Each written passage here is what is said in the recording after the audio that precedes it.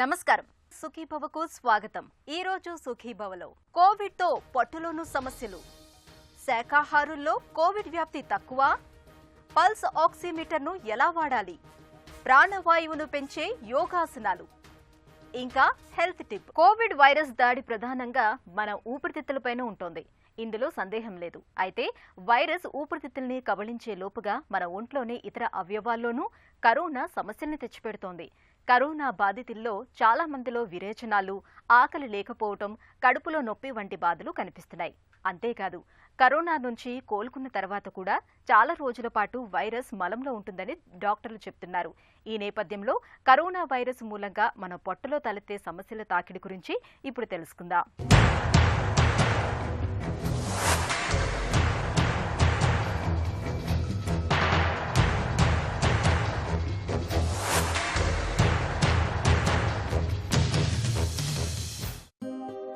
మహమ్మారి corona virus దాడి ప్రధానంగా ఊపిరితిత్తులపైనే ఉంటోంది. గాలి గదులను ఆక్రమించి న్యూమోనియాను తెచ్చిపెడుతూ కోవిడ్ వైరస్ చివరకు ప్రాణాంతకంగా మారుతోంది. అయితే కరోనా వైరస్ దాడి ఒక్క శ్వాస వ్యవస్థ మీదే కాదు, ఇతర అవయవాల మీద కూడా ఎక్కువగానే ఉంటుంది. ముఖ్యంగా మన జీర్ణ వ్యవస్థ మీద వైరస్ ప్రభావం ఎక్కువగా ఉంటోందని చెబుతున్నారు నిపుణులు. కరోనా రోగుల్లో ఎక్కువగా విరేచనాలు, పొత్తి కడుపులో నొప్పి, ఆకలి లేకపోవటం, వాంతి వచ్చినట్టుగా వికారంగా ఉండటం వంటి బాధలు ఎక్కువగా కనిపిస్తున్నాయి. ఇక ఇప్పటికే పేగుపూత, అల్సరేటివ్ కొలైటిస్ వంటి జబ్బులతో బాధపడే వారిలో సమస్యల తాకిడి మరింత ఎక్కువగా ఉంటోందని చెబుతున్నారు డాక్టర్లు. ఈ కోవిడ్ వైరస్ బాడీలో ఉన్న ఆల్మోస్ట్ ఎవ్రీ పార్ట్ ఇన్వాల్వ్ అవుతుంది. మోస్ట్లీ లంగ్స్ మీద ఎఫెక్ట్ అవుతుంది. డైజెస్టివ్ ట్రాక్ట్గా చూసుకుంటే కొంతమంది పేషెంట్స్ వాళ్ళకి సరిగ్గా వాసన సరిగ్గా రావట్లేదని చెప్పడం కానీ, తర్వాత టేస్ట్ నోట్లో ఏదో పెట్టుకున్నా కానీ వాళ్ళకి టేస్ట్ లేదని చెప్పడం కానీ కొంత పోర్షన్ ఆఫ్ పేషెంట్స్ కంప్లైంట్ చేస్తూ ఉంటారు. అది నాకు తెలిసినంతవరకు 15 నుంచి 20% ఆఫ్ ది పేషెంట్స్ వీళ్ళు ఈ రకంగా బాధపడుతూ ఉన్నారు. మెజారిటీ వాళ్ళందరికీ వాళ్ళ టేస్ట్ కానీ వాళ్ళ స్మెల్ కానీ వితిన్ 3-4 వీక్స్ నార్మల్గా వచ్చేస్తూ ఉంటుంది అన్నమాట. ఇంకా ఎలా ప్రజెంట్ అవుతారంటే కడుపులు నొప్పితో వస్తూ ఉంటారు. వాళ్ళకి ఏమవుతుందంటే పేగులో వాపులాగా కనిపిస్తూ ఉంటుంది అనమాట. సో అది చిన్న పేగులో ఉండొచ్చు, పెద్ద పేగులో ఉండొచ్చు. సో ఈ వైరస్ గురించి పూర్తిగా తెలియక ముందు ఇలాగే కడుపు నొప్పితో వచ్చేవాళ్ళు కోవిడ్ టెస్ట్ ఇనిషియల్గా స్వాబ్ నెగిటివ్ ఉండేది, సరే అని చెప్పి కొలోనోస్కోపీ ఒక నల్ల ఎండోస్కోపీ ట్యూబ్ లోపలికి వెళ్ళిన తర్వాత ఎక్కడైతే ఉందో అని చూస్తే రెండో రోజుకి మాయమైపోయేది అక్కడ, లేదా కొద్దిగా ఎర్రగా ఉండేది బయాప్సీస్ తీస్తే. సో ఒక రకంగా చెప్పాలంటే సెల్ఫ్ లిమిటింగ్, అంటే వీళ్ళకి కడుపుల నొప్పి వచ్చి కొద్దిగా ఇన్ఫ్లమేషన్ ఉండి ఎమ్మటే తగ్గిపోతుంది అనమాట. ఎవరికి దీర్ఘకాలంగా ఉన్న వాళ్ళు ఎవరు లేరు ఈ ప్రాబ్లం తోటి. అది రెండో రకం కడుపు నొప్పికి రావడం, లేకపోతే కొంతమంది వామిటింగ్లు అవటం, కొంతమంది విరోచనాలు అవటం, ఇది ఇంకో రకం. కరోనా బారిన పడి కోలుకున్నాక అది కూడా 2 సార్లు పరీక్షల్లో నెగిటివ్ అని వచ్చాకే రోగుల్ని ఇంటికి పంపిస్తున్నారు. అయితే వీరిలో చాలా మందిలో వైరస్ మళ్లీ తిరగబెడుతున్నట్లు అనేక అధ్యయనాల్లో వెల్లడైంది. ముఖ్యంగా దక్షిణ కొరియాలో ఇలాంటి కేసుల సంఖ్య ఎక్కువగా ఉంటుంది. అంతేకాదు, కోలుకున్న రోగుల మలంలో వైరస్ ఇంకా సజీవంగా ఉన్నట్లు తేలింది. ఇలాంటి వ్యక్తులు టాయిలెట్ శుభ్రత విషయంలో సరైన జాగ్రత్తలు తీసుకోకపోతే వారి నుంచి వైరస్ ఇతరులకు సోకే అవకాశాలు ఎక్కువగా ఉంటాయి. బాత్రూంని ఉపయోగించటానికి ముందు ఫ్లష్ను వదలాలి.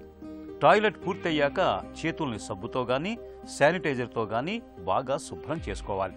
టాయిలెట్ హ్యాండిల్స్ని, టాయిలెట్ సీట్ని బాగా శుభ్రంగా ఉంచుకోవాలి. కరోనా ఉధృతి ఎక్కువగా ఉన్న ప్రస్తుత పరిస్థితుల్లో ఒకే టాయిలెట్ను ఎక్కువ మంది ఉపయోగించకపోవటమే మంచిది.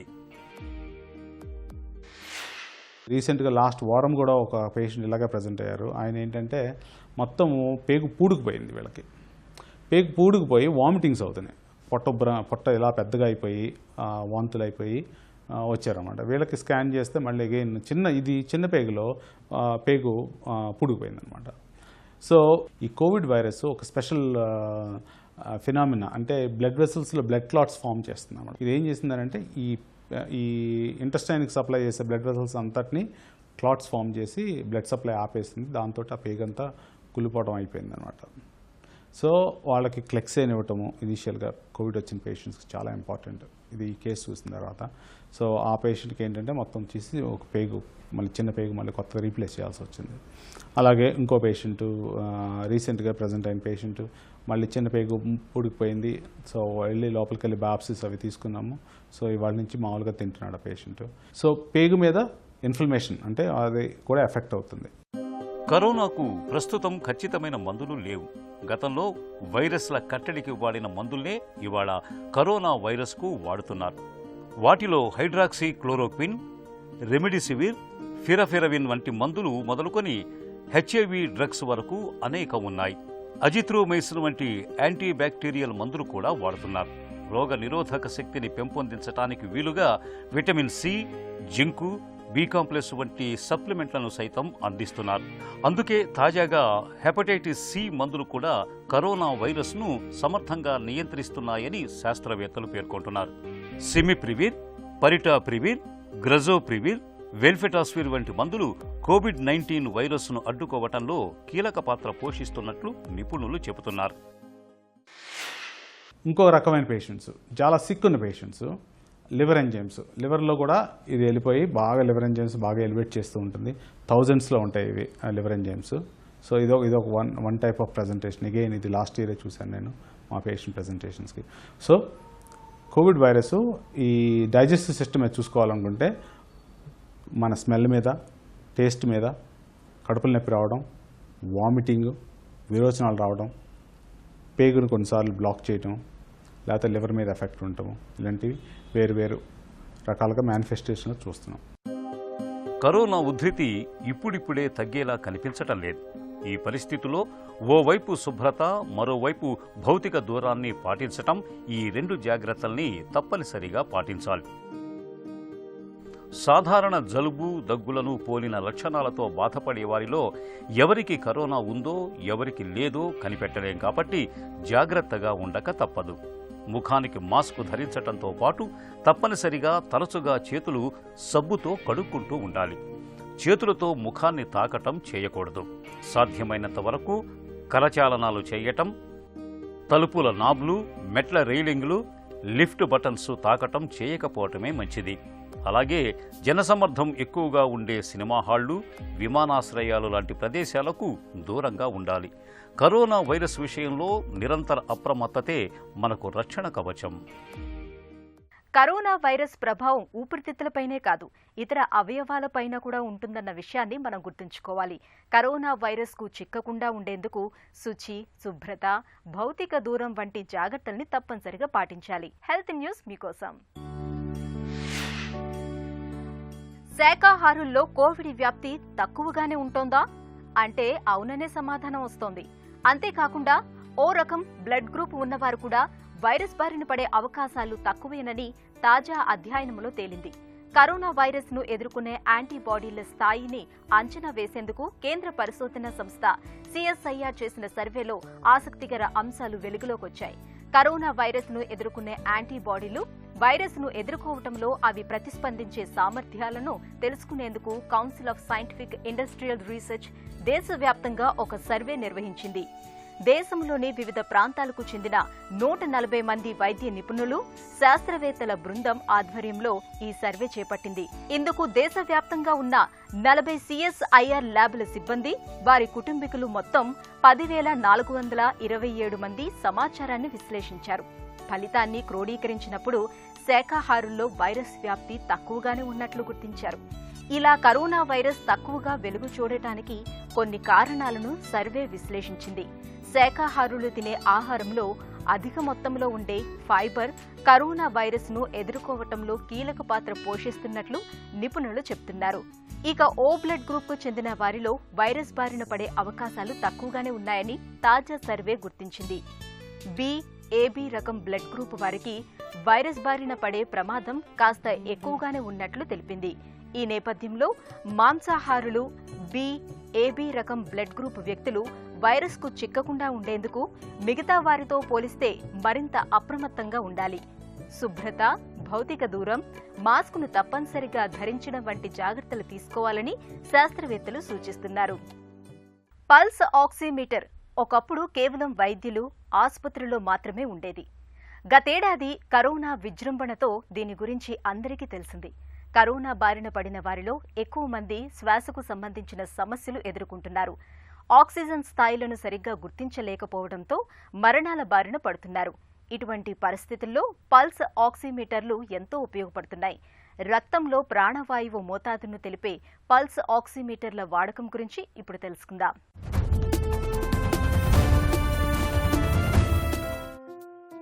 కరోనా ఇన్ఫెక్షన్తో ఉన్న అతిపెద్ద ప్రమాదం ఏమిటంటే రక్తంలో ప్రాణవాయువు తగ్గటం. ఆసుపత్రిలో ఉన్నప్పుడు డాక్టర్లు, నర్సులు అందుబాటులో ఉంటారు కాబట్టి రక్తంలో ఆక్సిజన్ లెవెల్స్ని పరిశీలించే వెసులుబాటు ఉంటుంది. అదే ఇంట్లోనే ఐసోలేషన్లో ఉన్నప్పుడు మామూలుగా అయితే రక్తంలో ఆక్సిజన్ శాతాన్ని తెలుసుకోవటం కష్టం. శ్వాస ఇబ్బందులు ఎదురయ్యాకే మనకు ఆక్సిజన్ లెవెల్స్ తగ్గాయని తెలుస్తుంది. అయితే పరిస్థితులు అంతవరకు వెళ్లకుండా ముందుగానే జాగ్రత్త పడేందుకు పల్స్ ఆక్సిమీటర్ పరికరం ఎంతగానో ఉపకరిస్తుంది. ఈ నేపథ్యంలో పల్స్ ఆక్సిమీటర్ను ఎలా ఉపయోగించాలో ఇప్పుడు తెలుసుకుందాం. పల్స్ ఆక్సిమీటర్ను ఉపయోగించడానికి ముందుగా చేతి గోళ్లకు ఏదైనా నెయిల్ పాలిష్ ఉంటే దాన్ని తొలగించాలి. చేతులు చల్లగా ఉంటే కాస్త వెచ్చదనం వచ్చేలా చేయాలి. ఆక్సిమీటర్ వేలికి ఉంచే ముందు కనీసం 5 నిమిషాల పాటు విశ్రాంతి తీసుకోవాలి. అనంతరం చేతిని ఛాతీ స్థాయికి తీసుకెళ్లి ఉంచాలి. చేతి మధ్యవేలు లేదా చూపుడు వేలుకు ఆక్సిమీటర్ ఉంచి స్విచ్ ఆన్ చేయాలి. కనీసం నిమిషం పాటు ఆక్సిమీటర్ను చేతి వేలికి ఉంచాలి. రీడింగ్ స్థిరంగా చూపించే వరకు కూడా ఉంచవచ్చు.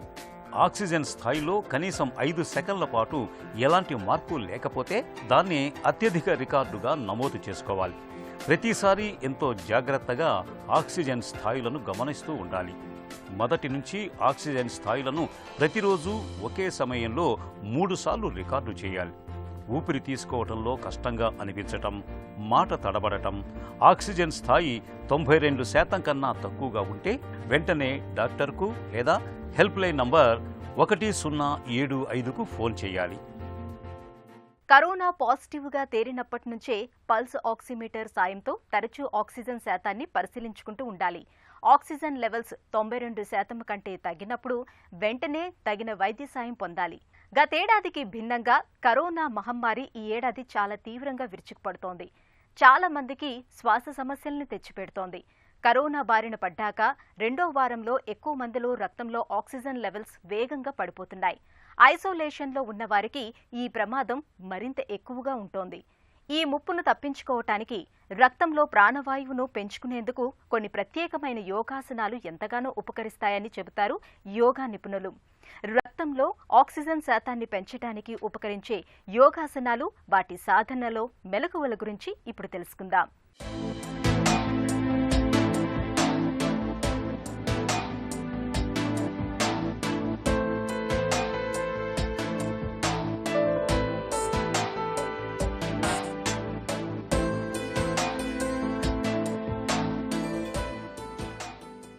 ఈరోజు మనం మన శరీరంలో ఆక్సిజన్ లెవెల్స్ ఏ విధంగా పెంచుకోవాలి, దానికి సంబంధించినటువంటి కొన్ని ప్రత్యేకమైనటువంటి ప్రాణాయామాల గురించి మనం తెలుసుకోబోతున్నాం. ఇప్పుడున్న ప్రస్తుత పరిస్థితుల్లో చాలామందిలో ఆక్సిజన్ లెవెల్స్ పడిపోవడం, ఈ కోవిడ్-19 సమస్యలతో ప్రాణాలు కోల్పోవడం, అదేవిధంగా బయట ఆక్సిజన్ దొరకట్లేదు అన్నటువంటి ఒక నెగిటివ్ భావనతో డిప్రెషన్లో పోవడం, గందరగోళానికి గురై చాలా విపరీతమైనటువంటి పరిణామాలని చోటు చేసుకోవడం అనేటటువంటిది మనం చూస్తున్నాం. యోగ శాస్త్రంలో కొన్ని ప్రాణాయామ పద్ధతుల ద్వారా తక్షణమే ఆక్సిజన్ లెవెల్స్ని ఏ విధంగా పెంచుకోవాలి అనేటటువంటి టెక్నిక్స్ ఇప్పుడు మనం నేర్చుకోబోతున్నాం. ఇందులో భాగంగా ప్రోన్ పోస్చర్లో పిల్లో టెక్నిక్ మరియు ఊపిరితిత్తులకు సంబంధించినటువంటి కొన్ని ప్రత్యేకమైనటువంటి వ్యాయామాల గురించి ఇప్పుడు మనం ఏ విధంగా చేయాలో చేసి చూద్దాం. ముందుగా సుఖాసనం మీద కానీ వజ్రాసనం మీద కానీ కూర్చోవాలి. ఏది కంఫర్టబుల్గా ఉంటే ఆ విధంగా కూర్చోవాలి. ఒక దిండు, అది మెత్తగా స్పాంజ్తో కూడినది కాకుండా కాస్త అంత గట్టిగా ఉండేటటువంటి దిండుని ముందుగా ఉంచుకోవాలి. ఈ దిండు పైన ఊపిరితిత్తులు ఉండే విధంగా శరీరాన్ని ముందుకు తీసుకొని రావాలి. రెండు చేతుల సహాయంతో ఊపిరితిత్తుల భాగాన్ని పిల్లో పైన ఉంచాలి. కాలు రెండు వెనకాతల స్ట్రైట్గా ఉంటాయి, పాదాలు జతలో ఉంటాయి. హెడ్ మరీ కిందకి కాకుండా మరీ పైకి కాకుండా ఒక మోస్తాదు మధ్యస్థ స్థాయిలో ఉంచుకోవాలి. ఈ స్థితిలో ప్రానిక్ బ్రీతింగ్ చేయాలి. అంటే దీర్ఘంగా శ్వాసను తీసుకొని దీర్ఘంగా శ్వాసను విడిచిపెడుతూ ఈ విధంగా ప్రాణాయామం చేయాలి. దీర్ఘంగా శ్వాసను తీసుకోండి, దీర్ఘంగా శ్వాసను విడిచిపెట్టండి, దీర్ఘంగా శ్వాసను తీసుకోండి, దీర్ఘంగా శ్వాసను విడిచిపెట్టండి, దీర్ఘంగా శ్వాసను తీసుకోండి, దీర్ఘంగా శ్వాసను విడిచిపెట్టండి. 1 2 3 4 5 6 7 8 9 10. ఈ స్థితిలోకి వచ్చిన తర్వాత ఆపాలి. ఇప్పుడు మకరాసన స్థితికి రావాలి.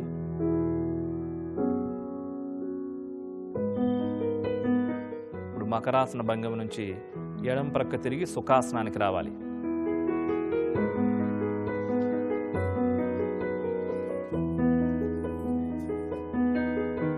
ఊపిరితిత్తుల యొక్క సామర్థ్యాన్ని పెంచడానికి చక్కటి బ్రీతింగ్ ఎక్సర్సైజ్.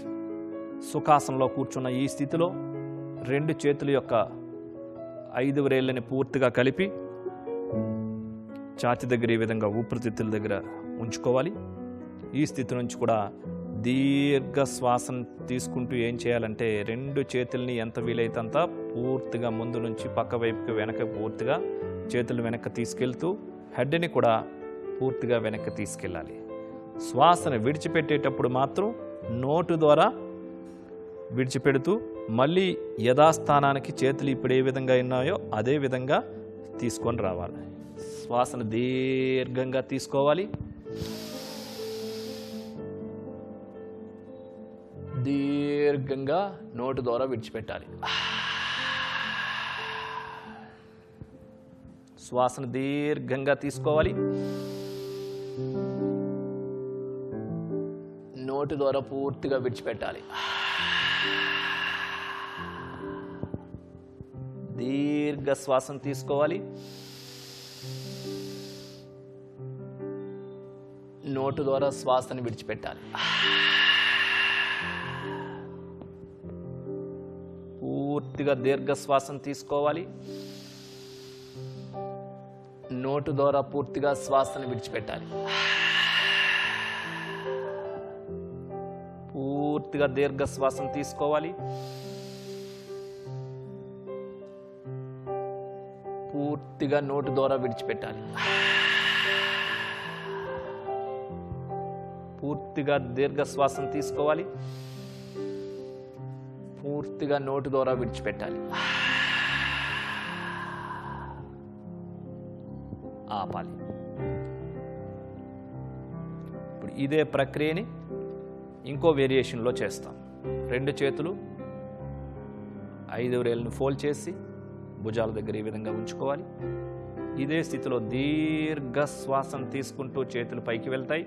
శ్వాసను విడిచిపెట్టేటప్పుడు చేతుల్ని కిందకి తీసుకురావాలి. దీర్ఘంగా శ్వాసను తీసుకుంటూ చేతులను పైకి తీసుకుని వెళ్ళాలి.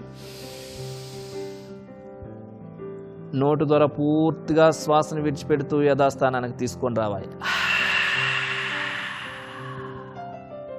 దీర్ఘంగా శ్వాసను తీసుకోవాలి, నోటు ద్వారా పూర్తిగా శ్వాసని విడవాలి. దీర్ఘంగా శ్వాసను తీసుకోవాలి, నోటు ద్వారా పూర్తిగా శ్వాసను విడవాలి. దీర్ఘంగా శ్వాసను తీసుకోవాలి, నోటి ద్వారా పూర్తిగా శ్వాసను బయటికి విడవాలి. ఆపాలి. చూసారు కదండి, ఈ ప్రోన్ పోస్చర్లో ఈ దిండు పైన ఉండి ఈ డీప్ బ్రీతింగ్ తీసుకొని విడిచిపెట్టేటటువంటిది 15 నుంచి 20 సార్లు ఒకసారి చేసిన తర్వాత మరలా కొద్దిగా సమయం గ్యాప్ ఇచ్చి ఇంకొక 2 సార్లు చేస్తే మంచి ఫలితాన్ని ఇస్తుంది. అదేవిధంగా 2 చేతుల్ని ఛాతీ దగ్గర ఉంచి పూర్తిగా శ్వాసను దీర్ఘంగా శ్వాసను తీసుకొని చేతులు 2 కూడా వెనక్కి తీసుకెళ్ళి వెనక్కి హెడ్ అండ్ రైజ్ చేసి మరలా నోటి ద్వారా శ్వాసను విడిచిపెట్టేటటువంటి ఈ ప్రక్రియ కూడా విపరీతంగా మనలో ఆక్సిజన్ లెవెల్ శాతాన్ని బాగా పెంచుతూ ఉంది. ఈ రకంగా 10 నుంచి 20 సార్లు చేయవచ్చు. ఇంకొక వేరియేషన్లో హ్యాండ్స్ రైజ్ చేసి మరలా శ్వాసను నోటి ద్వారా విడిచిపెట్టేటటువంటి ఈ ప్రక్రియను కూడా 10 నుంచి 20 సార్లు మీరు చేసినట్లయితే లంగ్ యొక్క కెపాసిటీ బాగా పెరగడం ద్వారా మన యొక్క రక్తంలో మన యొక్క బ్రెయిన్లో ఆక్సిజన్ శాతం అంతా బాగా పెరిగి స్ట్రెస్ తగ్గిపోతుంది, డిప్రెషన్ పోతుంది, భయం పోతుంది. అన్నిటికీ మించి ఆ భయం పోవడం ద్వారా మనసులో శక్తి బాగా పెరుగుతూ ఉంటుంది. ఈ బ్రీతింగ్ ఎక్సర్సైజుల్ని ఖాళీ కడుపుతో చేయాల్సి ఉంటుంది. తిన్న వెంటనే చేయకూడదు. వీటితో పాటుగా కొన్ని ముద్రలు, కొన్ని బ్రీతింగ్ ఎక్సర్సైజులు ఇంకా చేయడం ద్వారా పూర్తిగా ఈ సమస్య నుంచి బయటపడవచ్చు. రక్తంలో ఆక్సిజన్ శాతాన్ని పెంచడానికి ఉపకరించే యోగాసనాలు, వాటి సాధనలో మెలకువల గురించి తెలుసుకున్నాం కదా. ఒక చిన్న చిట్కా మీకోసం. జలుబు, రొంపు బాధలు తీవ్రంగా ఉన్నప్పుడు 4 తులసి ఆకులు వేసి మరిగించిన టీ తాగండి. జలుబు, రొంపు బాధల నుంచి తక్షణం ఉపశమనం లభిస్తుంది. సుఖీభవ కార్యక్రమానికి సంబంధించిన మీ విలువైన సూచనలు, సలహాలను వెంటనే మాకు రాసి పంపించండి. మా చిరునామా Sukhibhava, ETV, Ramoji film city, Hyderabad 501512 లేదా sukhibhava@etv.co.in కు మెయిల్ చేయండి.